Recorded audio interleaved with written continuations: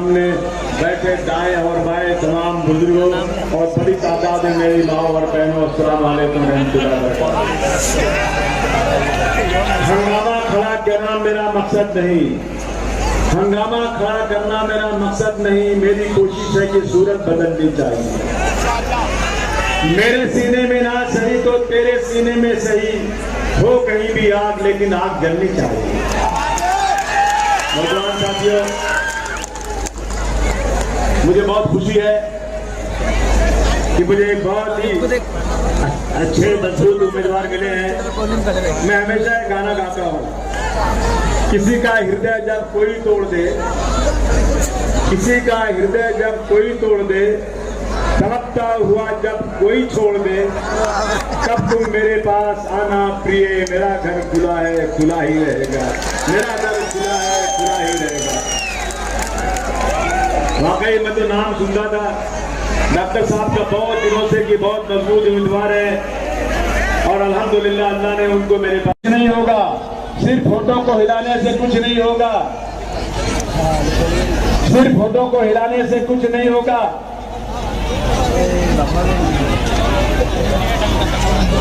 Photo को हिलाने से कुछ नहीं होगा। जिंदगी के लिए बेमौत मरते ही क्यों हो, और अहले ईमान हो तो शैतान से डरते क्यों हो।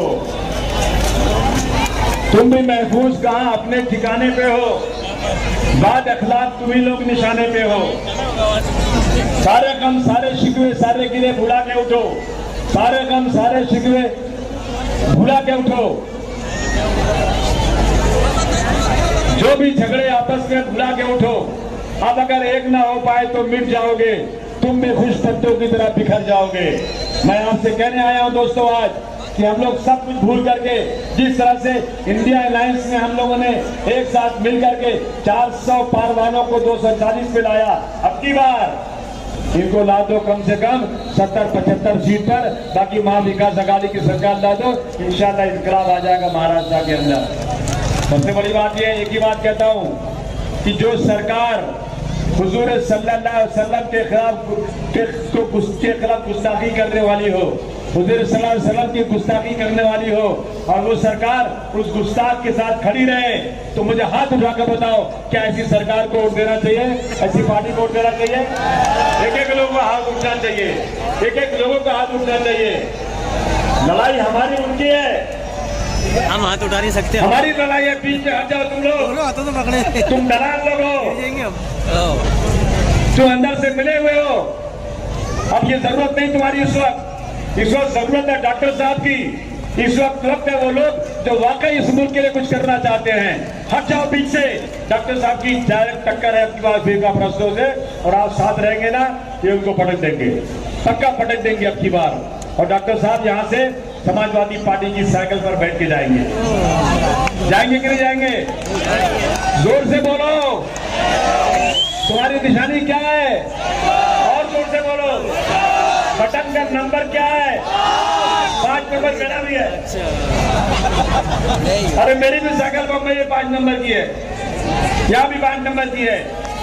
साइकिल बहुत जबरदस्त चीज है, पेट्रोल डीजल की जरूरत नहीं। बहुत ट्रैफिक है, साइकिल चलाने वाले लहराते हुए सांप की तरह निकल जाता है, ऐसे आप निकल जाओगे। जब मैं चुन के आया था ना, साइकिल से गया था असम्बली। आपको भी साइकिल चलना पड़ेगा। आप लोग दोनों डबल साइकिल में जाएंगे, साइकिल पे मैं चलाऊंगा, डॉक्टर साहब को बिठाऊंगा। ये तमन्ना पूरी करोगे दोनों भाई? यार हाथ उठा के बोलना भाई को यार, गाना भागो भाई। तुम लोग क्यों हाथ उठाते हो यार? कहाँ है सब लोग? सब लोग 50 तारीख जोर से। अखिलेश यादव जिंदाबाद, अखिलेश यादव जिंदाबाद।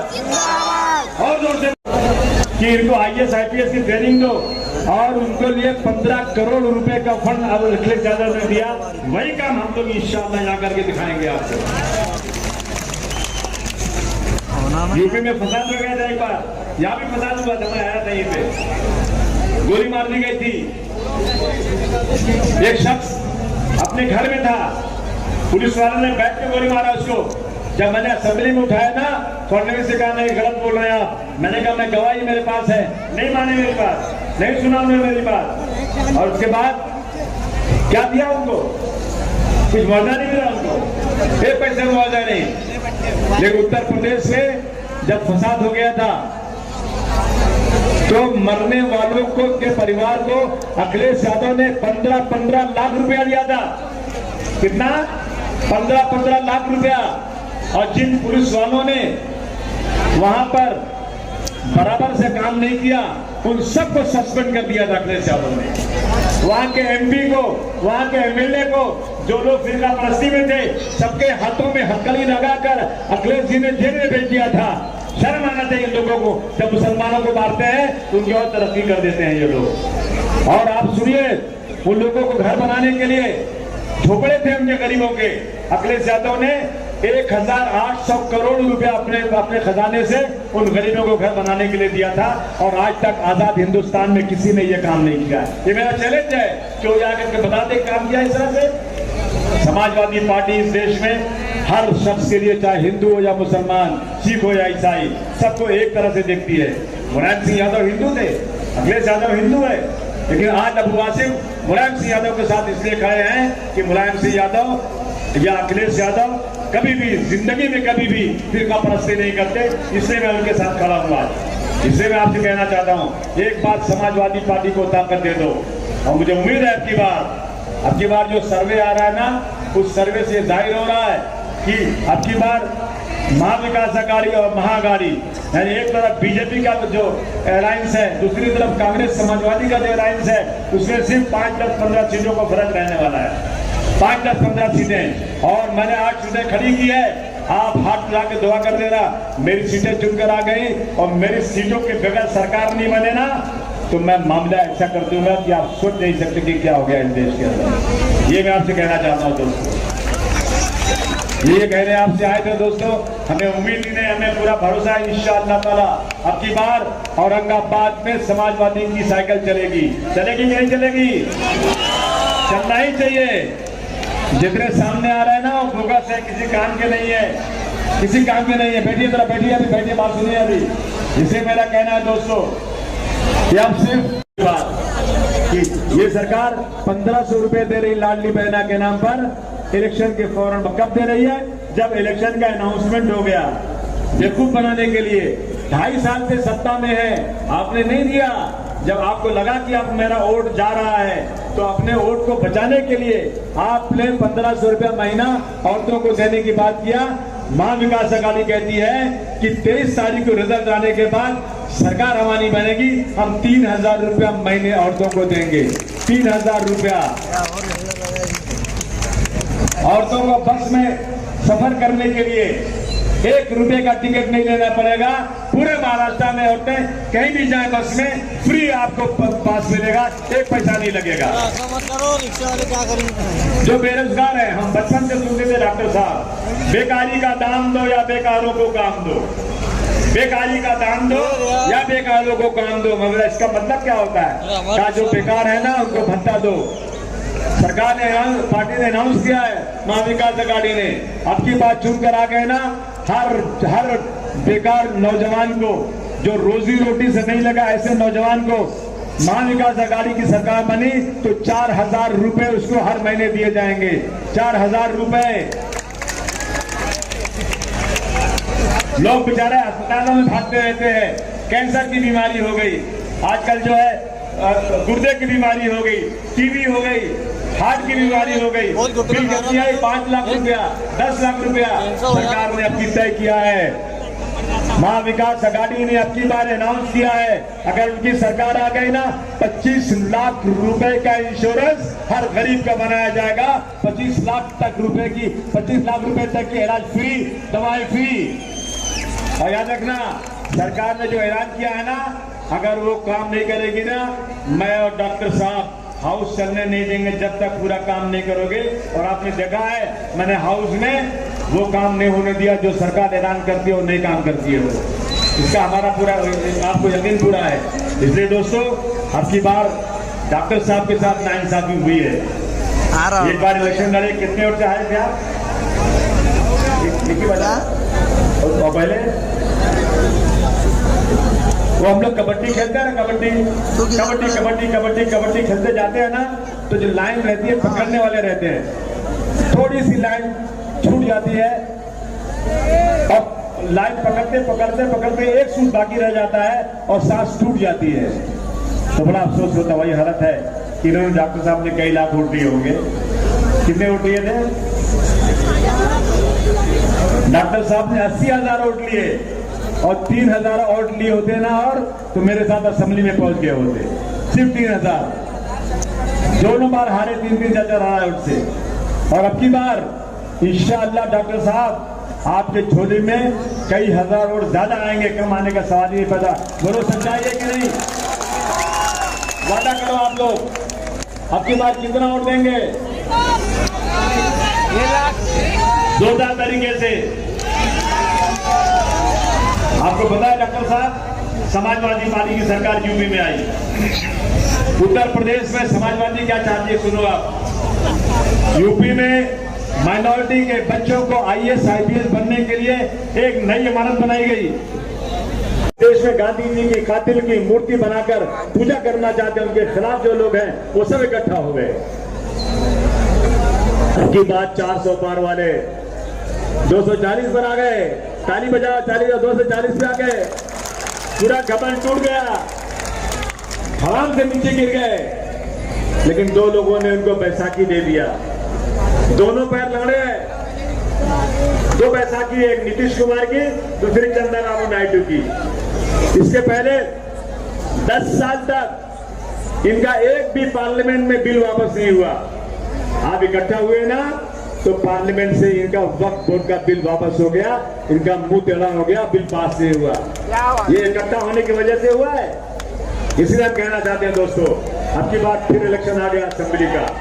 असेंबली के इलेक्शन में जो लोग रोजाना फिरका परस्ती करते हैं, जिनके राज में विशालगढ़ के अंदर, यही कोल्हापुर में विशालगढ़ है, एक लेडीज 15 दिन से कहती है कि हम जाएंगे विशालगढ़ में चढ़कर ऊपर वहां की मस्जिद को शहीद करेंगे। जिस तरह से हम अयोध्या में गए थे, बाबर की छाती पर चढ़कर हमने वहां गेरुआ झंडा लगाया, वैसे ही हम करेंगे।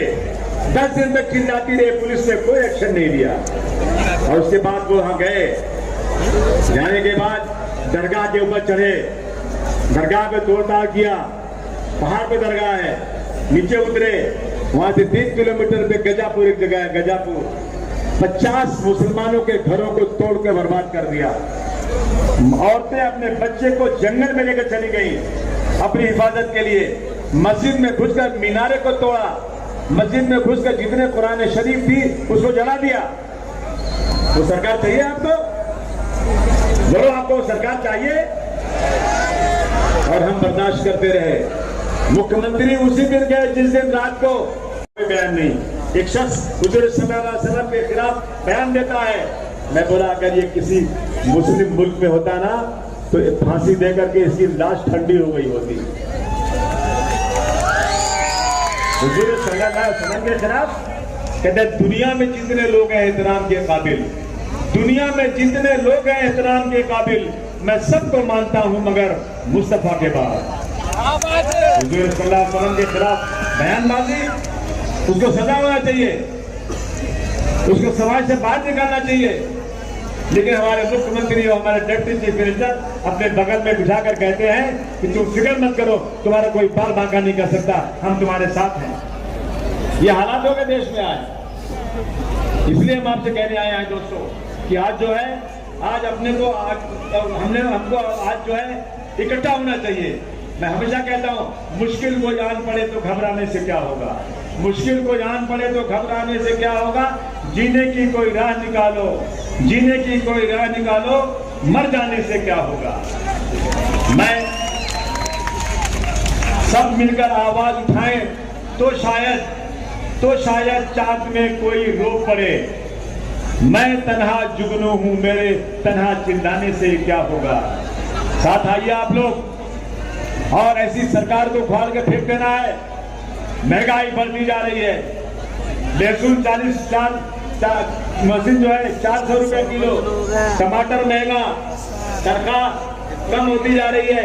ये बहनें बैठी हैं, मेरी रोज बीवी मुझसे कहती है कि मैं बाजार जाती हूँ तो इतना महंगा सामान है, चलो हम तो खरीद सकते हैं, लेकिन जिसको 10,000 15,000 की तनख्वाह मिलती है वो कैसे रोजी रोटी चलाता होगा, कैसे अपना घर चलाता होगा। रोजाना बढ़ता जा रहा है। बिजली की बिल महाराष्ट्र में सबसे ज्यादा है और टैक्स में 100 रुपए में 38 रुपया, 38% महाराष्ट्र टैक्स देता है। 100 में 38 रुपया महाराष्ट्र का हिस्सा है, लेकिन दिल्ली की सरकार 100 में 38 देने के बाद हमें 100 में 7 रुपया देती है और सबसे ज्यादा बिजली की बिल महाराष्ट्र में आती है। बोले बिजली बिल ज्यादा है कि नहीं आप लोगों के यहाँ? 1500 रुपया लाडली बहना का नाम देकर 2500 रुपया बिजली के नाम पे ले रहे हैं। ये क्या है, मजाक बना रखा है? मेरी मांग है, मेरी मांग है डॉक्टर कादरी साहब, इंशाअल्लाह हम चुनकर आएंगे, सरकार आएगी तो हम लोग जितनी बिजली की बिल दिल्ली में है, जितनी बिल या गुजरात में है, उतनी ही बिल महाराष्ट्र में होगी, उससे ज्यादा बिल नहीं देने दिया जाएगा। इस बात का हम लोग चेक करना पड़ेगा। हमें खुशी है, हमें खुशी। आज माँ बाप के बाद अगर सबसे बड़ा दर्जा किसी का है तो टीचर का, उस्ताद का है। लोग टीचर की कितनी अहमियत रखते हैं।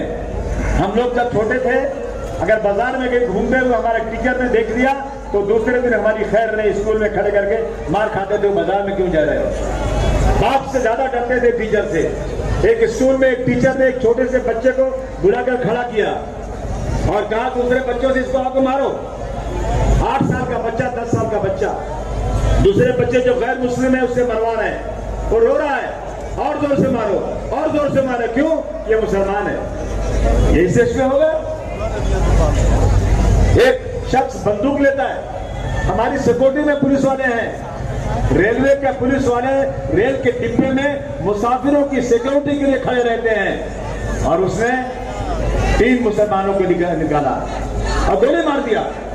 गोली मारने के बाद उसकी बदन पर, उसकी मैयत पर लात रख के कहता है कि इस देश में रहना है तो योगी और मोदी कहना पड़ेगा।